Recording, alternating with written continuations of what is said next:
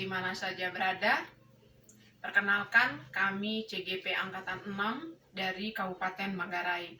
Saya Odilia Elvira Haba dari SMA Negeri 1 Langkerembong. Salam guru inovatif, saya Narsi Paus dari SMA Negeri 2 Langkerembong. Salam semangat dan kompak, saya Paulina Wanut dari SMP Negeri 6 Langkerembong.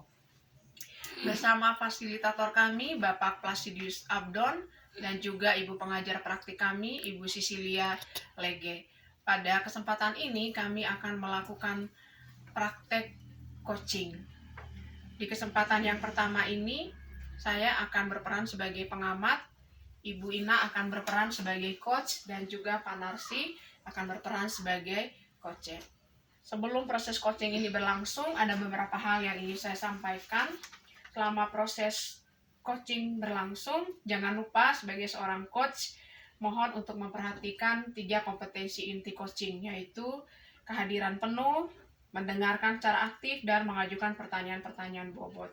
Selain itu, dalam proses coaching ini, seorang coach harus memperhatikan prinsip-prinsip coaching, yaitu kemitraan, proses percakapan yang kreatif, dan juga memaksimalkan potensi coach.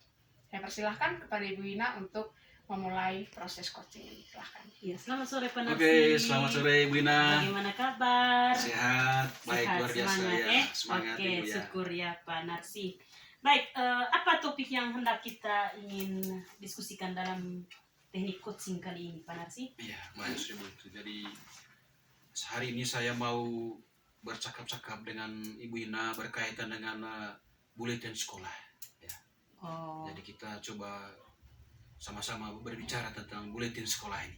Oke, jadi Pak Narsi memiliki pemikiran untuk bisa mewujudkan buletin sekolah di benar sekolahnya Pak Narsi. Iya, Bu, benar. Oke, oh begitu. Jadi apa harapan dari Pak Narsi dari percakapan ini? Ya, harapannya Ibu, setelah kita bercakap-cakap sebentar, ya saya menemukan ide lah, ya, ide berkaitan dengan bagaimana nanti menggolkan buletin sekolah itu. Ya. Kemudian saya juga mendapatkan solusi-solusi yang berkaitan dengan proses terbentuknya buletin sekolah ini. Oke, ini topik yang sangat menarik ya Pak Narsi, ya. Karena dalam topik ini Pak Narsi memposisikan sebagai seorang yang memikirkan untuk bisa mewujudkan buletin sekolah.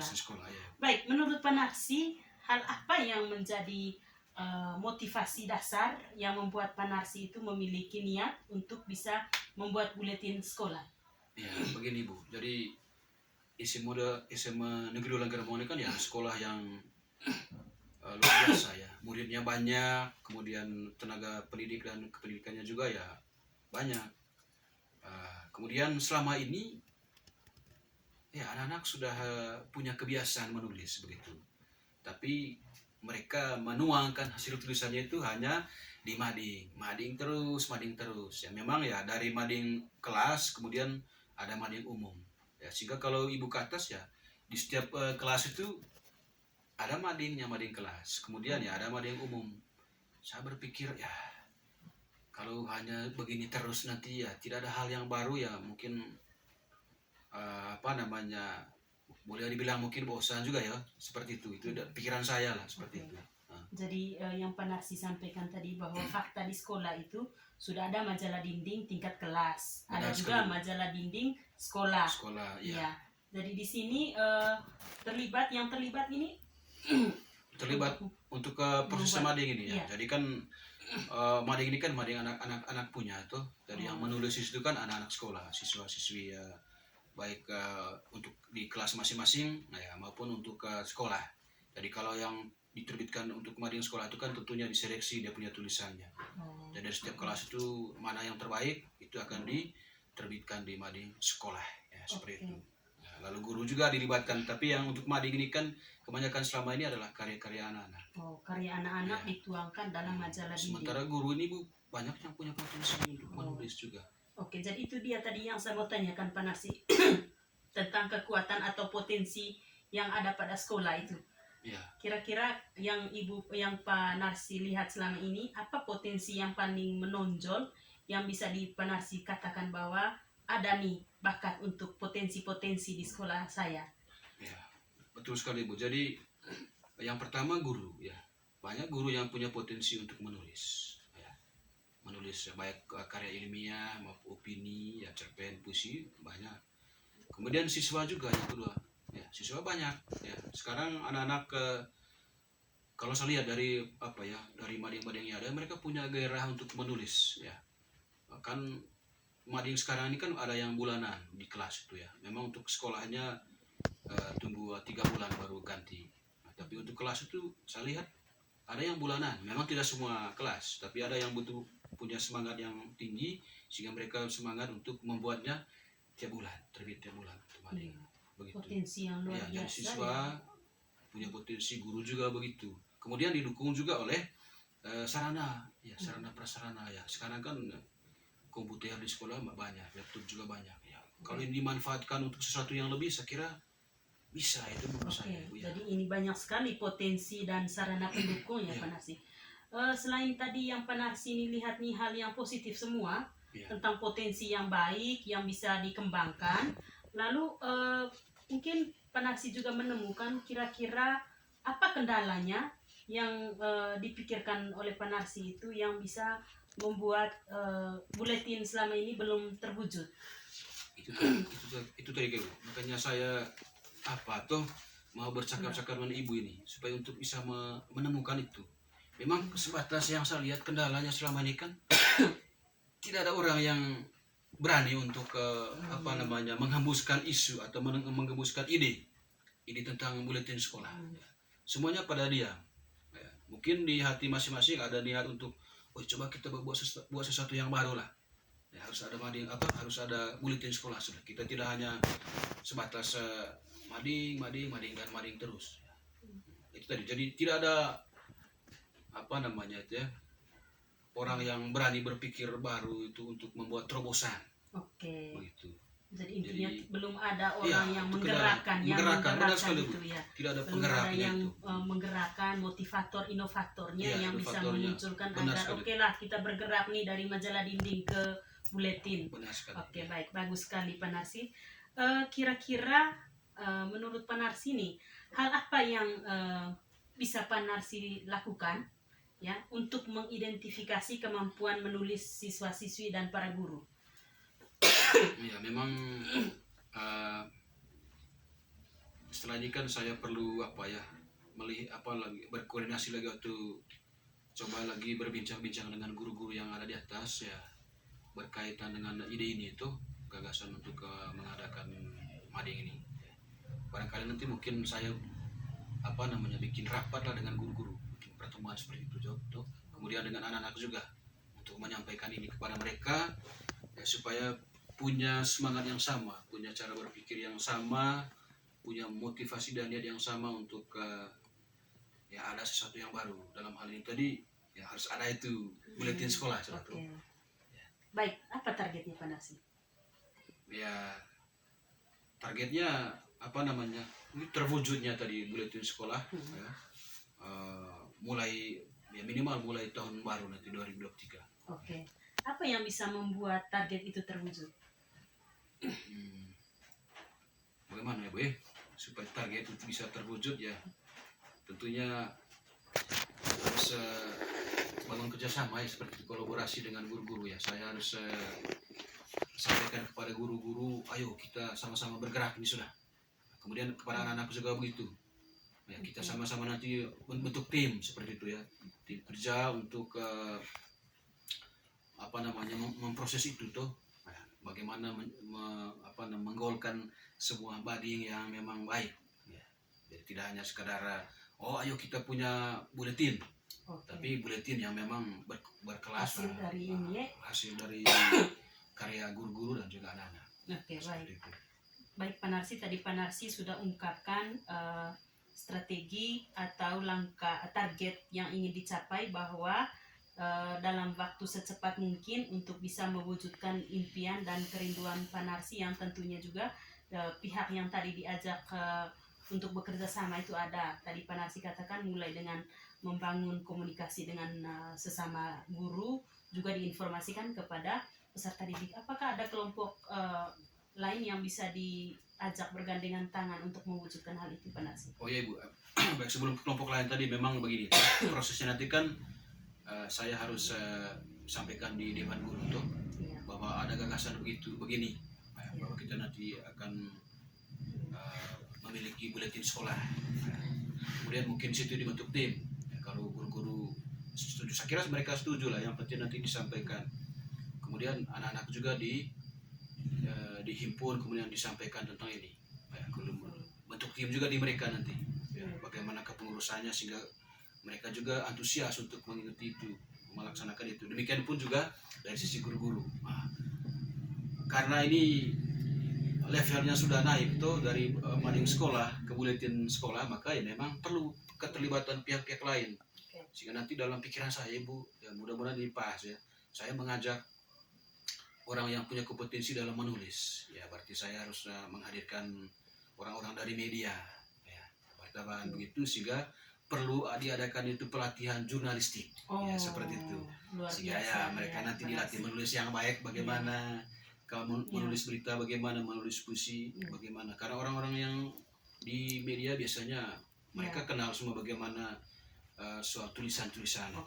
Seperti itu dia Pak Narsi ya, sudah menemukan bahwa bisa membangun kolaborasi dengan pihak di luar sekolah. Iya, benar. Bahkan sampai berpikir untuk bisa merancangkan kegiatan pelatihan jurnalistik. Ya, sangat bagus ini. Oke, Pak Narsi, kira-kira itu kapan ini bisa diterapkan? Memang rencananya Ibu, kalau saya sendiri kan memang tahun depan harus mulai terbit. Jadi Januari itu anak-anak selagi awal-awal itu kan mereka harus bikin tulisan sudah. Kemudian Februari itu bisa edisi pertama. Memang untuk bulan Desember ini kita bentuk tim tuh rencana saya. Jadi bentuk tim siapa yang harus menangani ini sehingga pada saat bulan Januari itu ya sudah mulai dengan menulis sudah.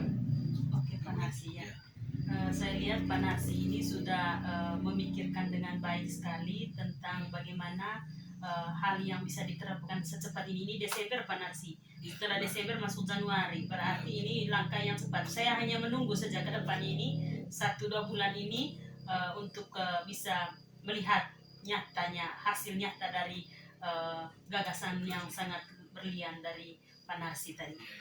Oke, dari pembicaraan kita ini Pak Narsi bisa menyimpulkan apa? Ya, pertama Ibu, ya pembicaraan ini sangat luar biasa, ya artinya saya mendapatkan apa yang memang saya harapkan. Itu yang pertama. Yang kedua, saya juga sudah menemukan solusi terhadap apa yang menjadi kegelisahan saya tentang bagaimana menggolkan buletin sekolah ini. Ya, tadi sudah dapat ya. Jadi kesimpulannya bahwa ya saya sudah memiliki solusi, saya juga memiliki ide, dan tinggal nanti saya harus jalankan itulah seperti itu. Oke, apa komitmennya Pak Narsi? Ya, itu tadi mungkin ulang lagi ya, saya komitmennya. Berkomitmen untuk apa yang diharapkan tadi itu, dicita-citakan tadi itu, supaya nanti itu bisa dijalankan. Ya. Komitmen saya supaya ini tidak hanya sekedar dalam pikiran saya, dalam hanya gagasan saja berhenti di situ, tapi harus dilaksanakan, harus ditindaklanjuti, harus dinyatakan. Dan saya punya komitmen untuk itu, untuk menjalankannya. Luar biasa Pak Narsi. Kalau Pak Narsi buat skala nih, dari saya kasih skala 1-5, kira-kira dari kesimpulan, gagasan sampai dengan komitmen yang ada dalam diri Pak Narsi ini ada pada skala yang mana? 1-5 nih Pak Narsi. Ya kan tadi waktu saya datang Ibu, ya boleh saya katakan hanya ya ini skala 5 lah seperti itu tuh. Tapi setelah tadi dengan Ibu kita tadi bincang-bincang ini, saya kira ya sudah masuk di 8 lah. 8 ya. 8. Lagi 2 poin untuk sempurna. Lagi 2 poin untuk sempurna ya. Oke. Luar biasa Pak Narsi ya. Semoga sukses perjuangannya untuk bisa melahirkan buletin sekolah ya di sekolahnya Pak Narsi. Semoga berjalan dengan baik sesuai dengan yang dipikirkan. Amin. Sukses. Ya. Demikian kami kembalikan kepada observator kami. Terima kasih. Terima kasih Ibu Ina selaku coach sudah melakukan proses coaching kepada Pak Narsi. Bagaimana perasaan Pak Narsi setelah di coaching oleh Ibu Ina hari ini? Ya, saya merasa lega. Lega ya, bagus ya. Apa yang saya cemaskan di awal tadi sudah terjawab. Sudah terjawab. Baik. Bagi seorang coach pada proses coaching tadi, apa yang sudah dilakukan, Bu? Baik, makasih Ibu. Saya sudah semaksimal mungkin untuk menerapkan 3 kompetensi melakukan coaching. Sebagai coach, saya sudah maksimal untuk menerapkan 3 poin coaching, mulai dari kehadiran penuh, saya hadir secara fisik dan secara psikologis, saya mendengarkan dengan baik setiap hal-hal yang hendak disampaikan oleh Pak Narsi, setiap gagasannya saya pahami, saya juga mendengarkan aktif, mendengarkan dengan baik sekali, poin demi poin, apa yang disampaikan oleh Pak Narsi, dan saya berusaha untuk mengajukan pertanyaan berbobot, untuk menggali lebih jauh tentang setiap konsep dan gagasan yang disampaikan oleh Pak Narsi. Luar biasa sekali Ibu Ina. Baik, dalam proses coaching tadi, kira-kira apa kompetensi yang ingin dikembangkan sebagai seorang coach dari Ibu Ina? Ya. Saya semakin mendorong diri saya untuk terus mendalami lebih jauh ketiga kompetensi ini, apalagi kompetensi bagian untuk mendengarkan dengan aktif. Saya ingin lebih tajam lagi untuk lebih mendengar, lebih banyak memahami, dan pertanyaan saya lebih menyiapkannya dengan lebih baik, dan pertanyaan yang diajukan mudah dimengerti oleh coach saya. Terima kasih. Dari Pak Hanas, mungkin ada yang disampaikan apa kompetensi yang ingin dikembangkan? Ya, baik, saya kira yang mau saya kembangkan atau yang saya dapat dari pembicaraan tadi itu berkaitan dengan kompetensi bagaimana bekerja sama ya, berkolaborasi dengan orang lain, dan bagaimana langkah-langkah supaya kolaborasi itu bisa berhasil tuh. Ya, saya kira itu serta Ibu. Oke, baik. Terima kasih Ibu Ina Panar sudah melakukan proses coaching di sesi yang pertama ini. Terima kasih. Sore Pak Sore. Narsi dengan Ibu Elvi, apa kabar hari ini? Baik, Ibu Yati. Baik, luar biasa, pada Ibu. kesempatan ini kita masuk pada sesi kedua, kita menerapkan coaching. Yang perlu Pak Narsi dan Ibu Elvi ingat bahwa pada praktek yang kedua ini kita harus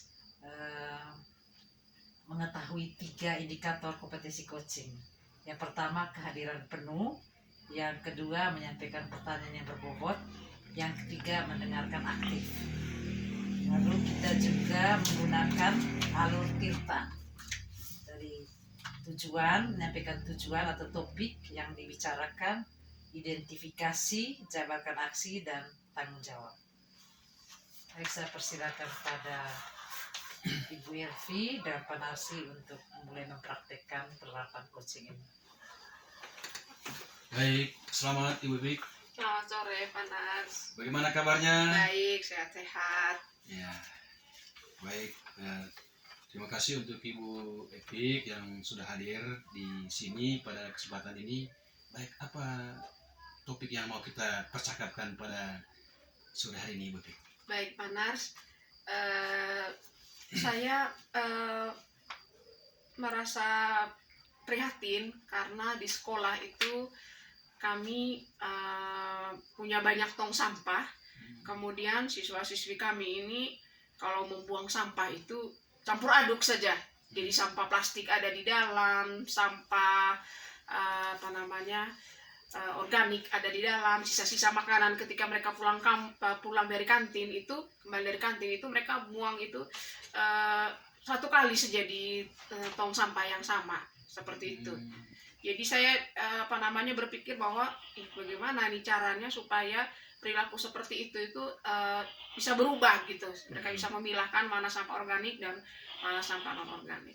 Oh ya, Ibu prihatin dengan masalah sampah ya. Ya, Dan siswa yang kurang terlalu peduli dengan sampah. betul. Seperti itu.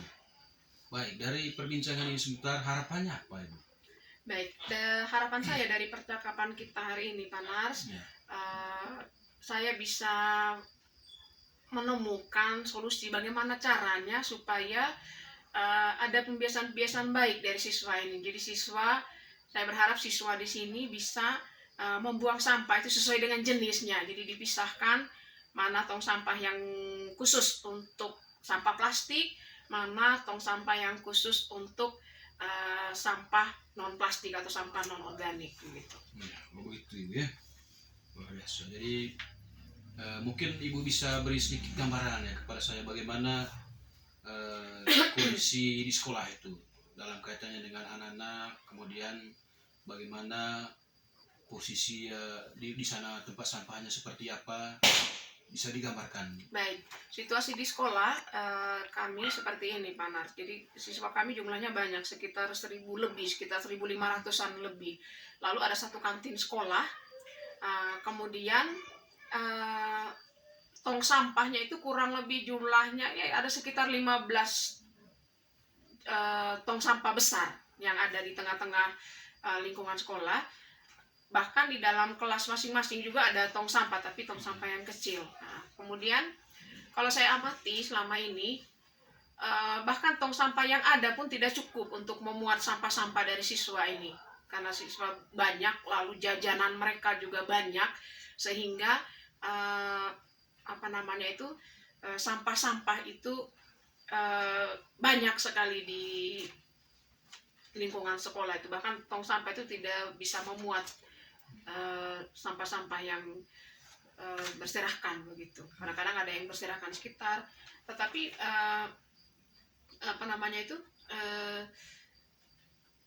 kami bersyukur karena ada petugas kebersihan yang bisa membantu sehingga yang tadinya berserakan tuh dia masih bisa kumpulkan satu tempat. Gitu. Baik, tadi Ibu katakan ada petugas kebersihan ya. Bagaimana petugas kebersihan ini menjalankan tugasnya selama di sekolah? Sejauh pengamatan saya selama ini, yang bersangkutan yang menjadi petugas kebersihan itu dia bertanggung jawab. Jadi dia setiap hari itu dia datang tepat waktu, dan yang dia lakukan itu pagi-pagi sudah membersihkan sekolah, mulai dari ruang guru, kemudian di halaman depan, halaman tengah, kemudian dia kumpulkan semua sampah-sampah yang berserakan itu di tempat sampah begitu. Oh ya, berarti sumber utama sampah itu kan anak-anak. Ya. Ya. Apakah memang anak-anak ini dilibatkan juga dalam proses membersihkan lingkungan? Lalu bagaimana keterlibatan mereka dalam proses itu? Sebenarnya anak-anak sudah terlibat dalam membersihkan lingkungan, karena di dalam kelas masing-masing itu sudah ada sesi kebersihan. Jadi dalam struktur kelas itu kan ada sesi kebersihan. Jadi mereka dalam kelas itu secara bergiliran nanti akan mendapat jadwal untuk membersihkan kelas, termasuk sampah-sampah di dalam kelas untuk dibuang ke tempat sampah. Jadi anak-anak itu sudah dilibatkan dalam kelasnya masing-masing, karena ada struktur organisasi kelas, di dalamnya itu sudah ada seksi kebersihan. Ya. Kemudian dari seksi kebersihan itu kan sebenarnya mereka sudah tahu tuh bahwa ada tempat sampah khusus yang memang disiapkan oleh sekolah. Ya, tuh sekolah yang siapkan tempat sampah dan sudah diklasifikasikan bahwa ini tempat sampah untuk sampah organik dan ini tempat sampah untuk yang anorganik. Sebenarnya belum ada ide dari sekolah. Jadi saya tadi itu kepikiran supaya bagaimana caranya sampah-sampah yang sudah dibuang oleh siswa ini mereka membuangnya itu sesuai dengan jenis sampah. Jadi dari sekolah belum ada kan. Berarti selama ini anak-anak itu buang sampah itu betul, tanpa apa? Satu tong sampah saja, tidak memilah-milah. Oh ya begitu ya. Sehingga mereka itu tidak bisa mengatur sampah itu dengan baik. Yang mereka melakukannya itu sesuka-suka sesuai dengan pemahaman mereka tentang bagaimana itu sampah pengelolaannya ya. Nah, baik sudah Ibu, jadi persoalannya tadi seperti itu, dan barangkali Ibu punya gagasan menyangkut bagaimana pengolahan sampah yang baik. Iya. Baru-baru saya ketemu Pater Simon. Pater Simon Subantukan. Dia salah satu praktisi yang peduli dengan lingkungan hidup. Jadi dia itu punya alat untuk mendaur ulang sampah-sampah plastik. Dia pernah sampaikan itu ke saya, lalu tiba-tiba saya teringat siswa-siswa peserta didik saya di sekolah begitu. Jadi saya kepikiran bagaimana caranya siswa-siswi saya ini ketika mereka mengumpulkan sampah itu mereka bisa tahu jenisnya, bahwa sampah plastik itu nanti dipisahkan dengan yang non plastik gitu. Jadi sisa makanan itu jangan disatukan dengan sampah plastik seperti itu. Jadi ada ide supaya dengan anak-anak memisahkan sampah organik dan non organik, mereka dengan sendirinya sudah peduli dengan lingkungan seperti itu. Oh, ya. Bagus sekali tadi bertemu dengan Pater Simon. Jadi Iya. selain dengan Pater Simon nih, mungkin ada juga pikiran lain berkaitan dengan bagaimana mengelola sampah itu dan juga bagaimana memberikan kesadaran ya, kepada anak-anak sehingga mereka sadar merek sampah lah seperti itu. Kalau untuk menumbuhkan kesadaran, yang pertama itu mungkin perlu ada sosialisasi Oh, ya, kepada siswa tentang itu sampah organik, apa itu bedanya dengan sampah non organik. Mereka harus punya pemahaman seperti itu dulu melalui sosialisasi. Kita bisa libatkan OSIS dalam hal ini supaya pemahaman mereka tentang pengelolaan sampah organik dan non organik ini bisa betul-betul mereka terapkan.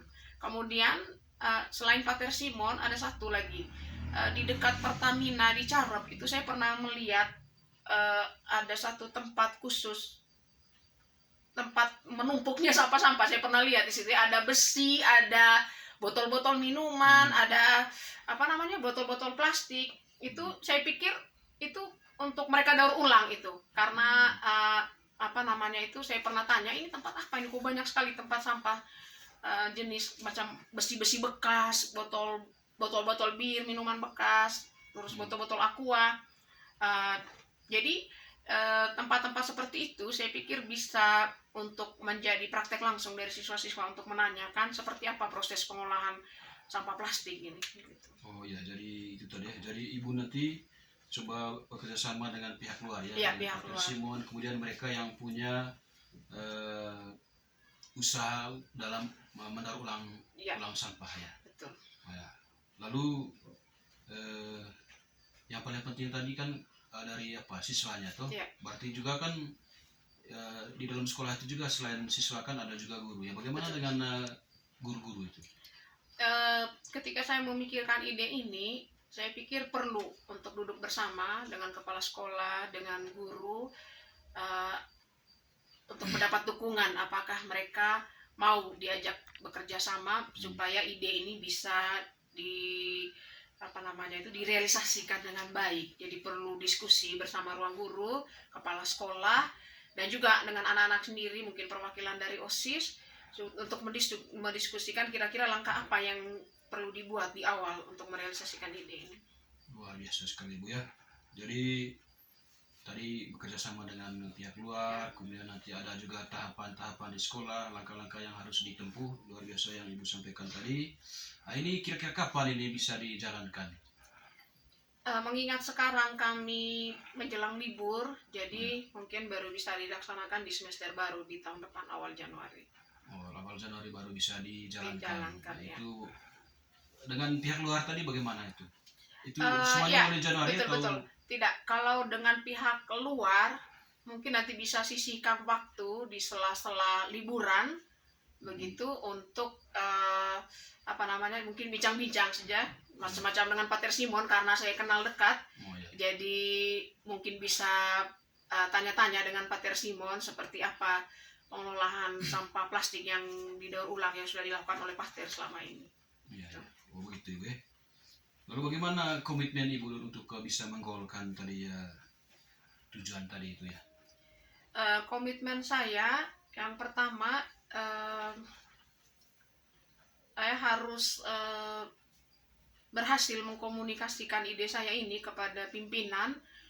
Pimpinan wajib tahu, kemudian juga kepada guru-guru untuk membantu saya supaya ide ini bisa terlaksana dengan baik. Kemudian yang kedua, komitmen yang kedua, karena ini menyangkut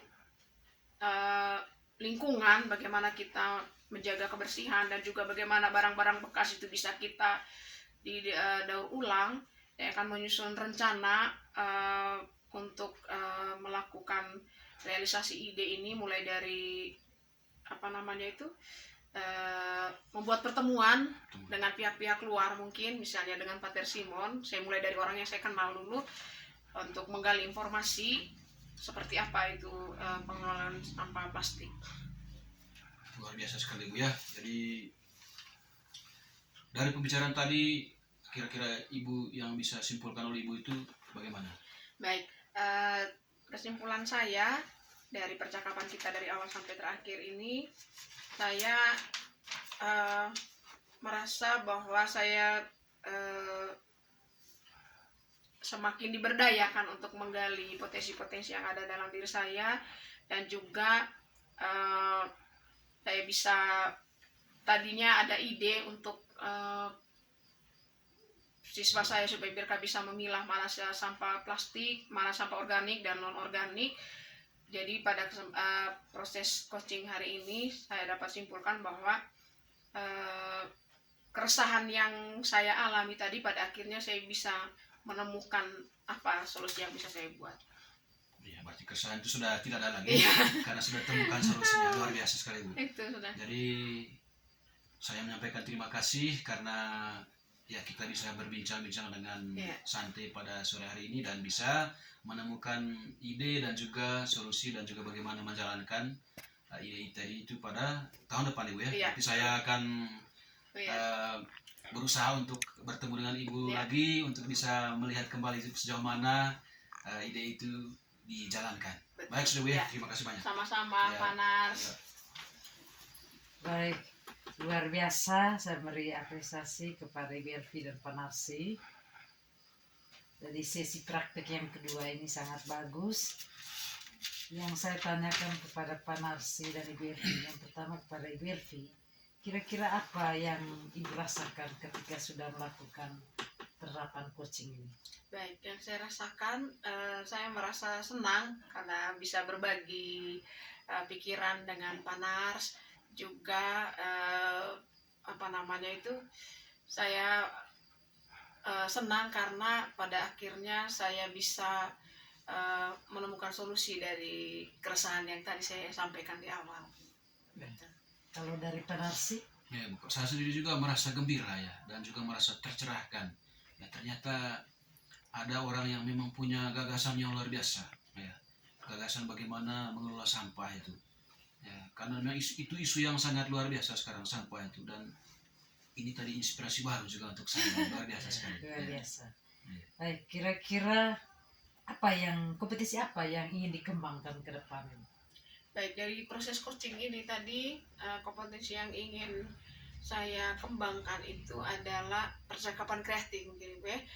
Jadi dalam proses coaching ini saya lebih terbuka berbicara, lebih jujur menyampaikan apa yang saya rasakan, ide apa yang ingin saya buat ke depannya. Jadi lebih kepada keterampilan percakapan kreatif seperti itu. Ya. Kalau dari Panarsi? Ya, kalau saya Ibu itu ternyata menjadi pendengar yang baik, pendengar yang dengan sepenuh hati itu memang butuh pengelolaan yang baik ya. Dan ini yang saya dapatkan di sini, bahwa saya harus menjadi pendengar yang baik, mendengarkan dengan sepenuh hati, dengan seluruh diri, sehingga bisa menangkap apa yang disampaikan oleh lawan bicara kita. Baik, terima kasih.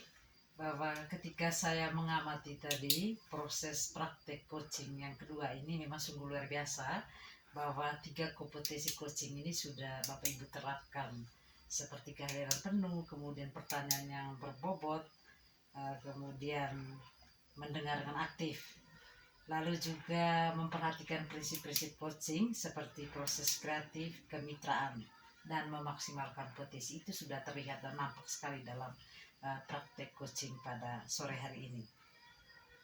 Lalu di sini juga saya melihat alur tirta. Alur tirta ini diterapkan seperti tadi si coach juga bertanya, si coach bertanya apa tujuan pembicaraan atau topik pembicaraan. Kemudian ada identifikasi, menggali permasalahan, lalu jabarkan aksi dan tanggung jawab. Itu semua sudah masuk pada alur tirta. Jadi terima kasih banyak, saya mengapresiasi bahwa sungguh luar biasa praktek coaching yang kedua ini. Selamat sore. Ya, Terima kasih banyak. Ibu.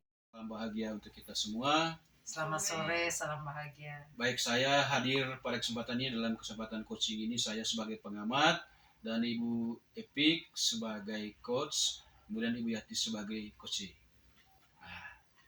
Proses kita hari ini, pada bagian pertama ini saya sebagai pengamat ingin memastikan tiga kompetensi utama dalam coaching.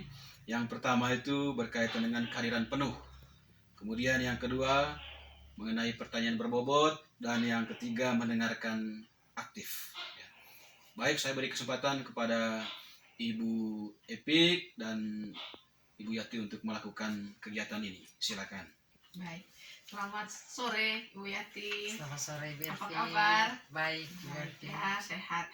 Tadi saya baca WA, katanya ada hal yang mau dibicarakan dengan saya. Apa nih topik yang mau dibicarakan, Bu? Topik yang ingin dibicarakan Bu terkait dengan rendahnya minat membaca siswa di sekolah saya. Oh, baik. Jadi topik yang mau dibicarakan adalah tentang rendahnya minat baca ya, Bu. Apa harapan Ibu dari percakapan kita hari ini? Harapan saya Bu bahwa anak-anak semakin banyak gemar membaca di SMP Negeri 6 Kerembong.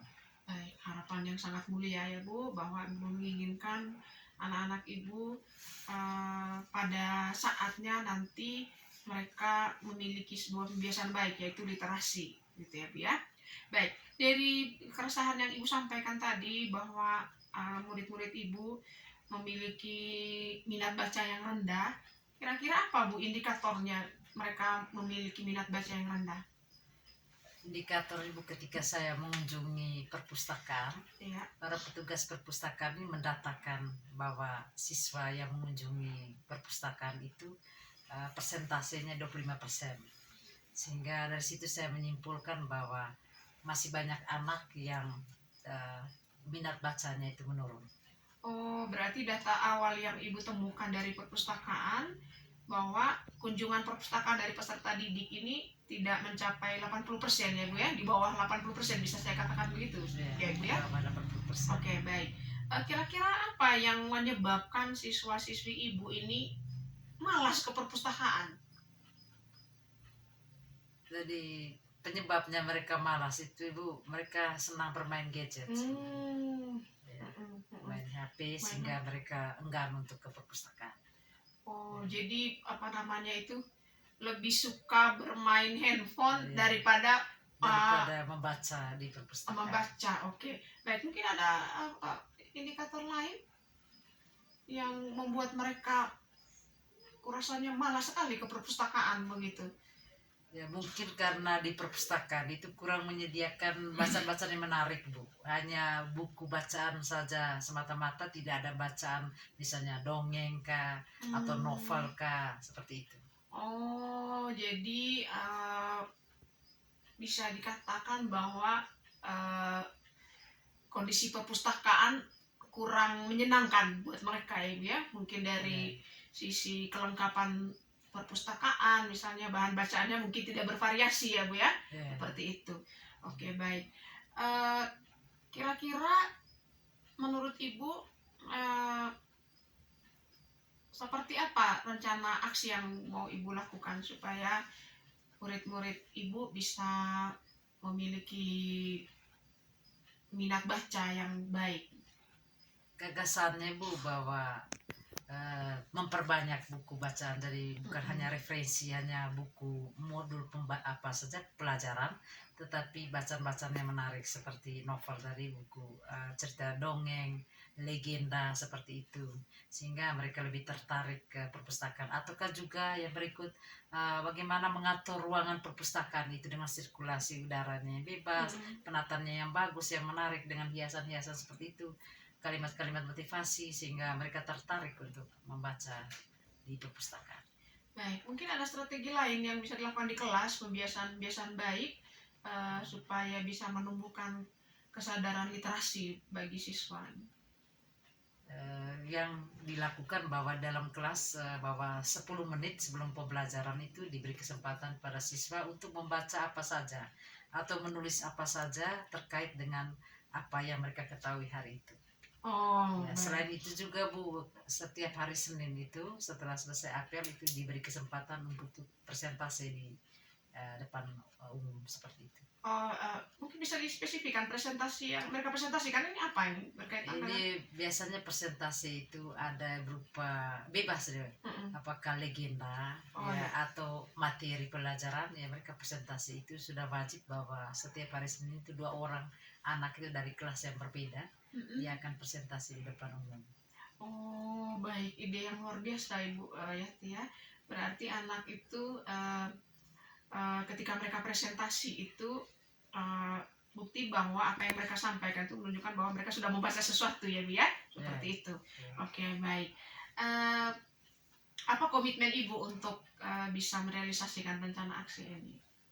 Komitmen saya ke depan bahwa tentu saya kami membicarakan secara terbuka di depan rapat ini terkait dengan kurangnya minat baca itu. Mungkin guru-guru semua pemangku kepentingan dalam sekolah itu terlibat untuk bagaimana membangun motivasi anak-anak untuk gemar membaca.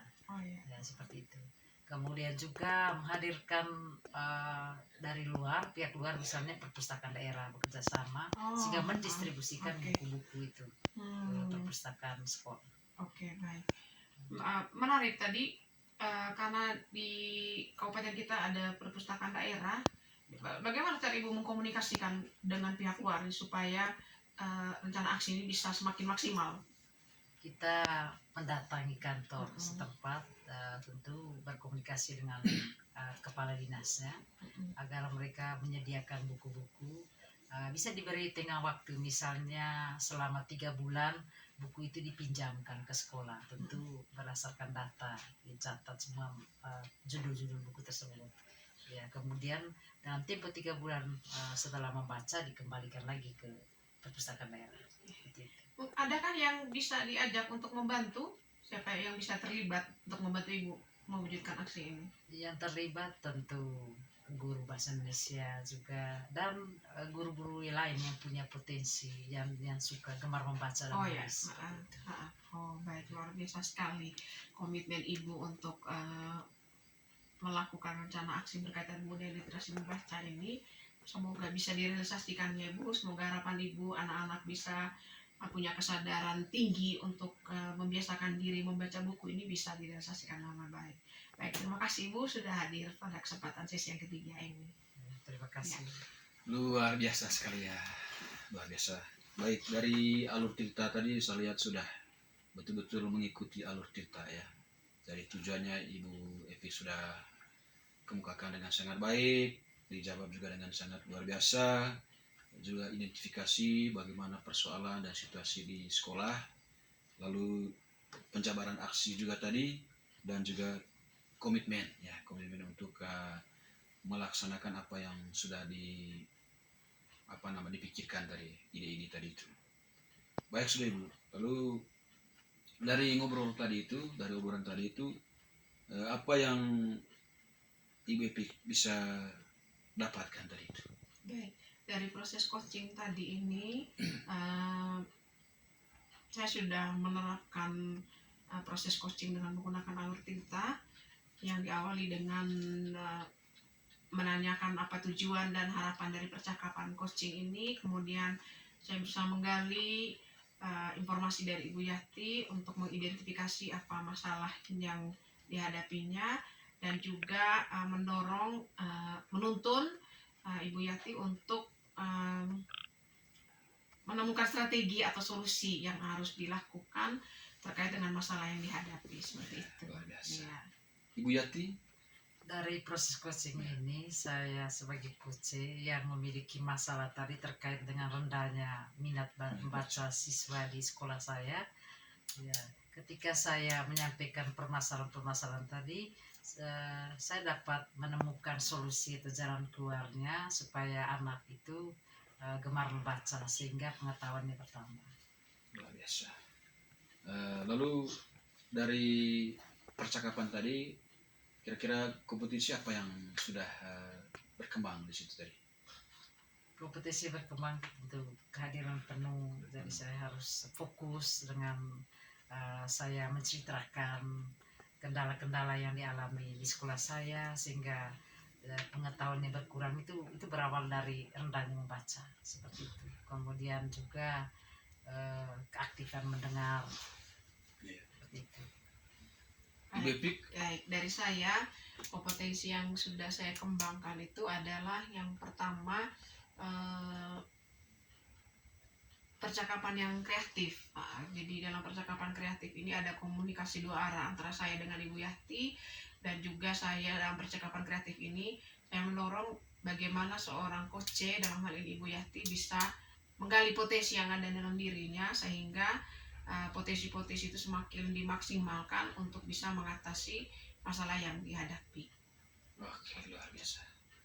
Saya kira itu saja pembicaraan Iya. kita sore hari ini. Terima kasih banyak. Mudah-mudahan kita semuanya bahagia dan sukses. Oke, Amin, terima Pak. kasih. Terima kasih. Ya. Boleh gimana?